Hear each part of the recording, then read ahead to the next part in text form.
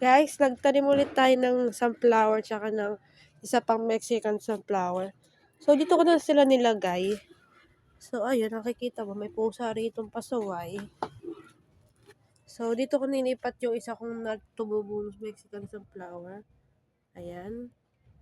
So, ito yung bago ko tanim na sunflower. Ayan, nakikita nyo naman. Ayan. So, ito rin, kasama rin to. And then, ito ang Mexican sunflower. Napaka-payat. So, punta naman tayo sa blue turnip ko.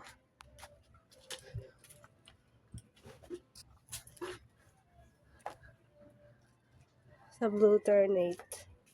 Let's go.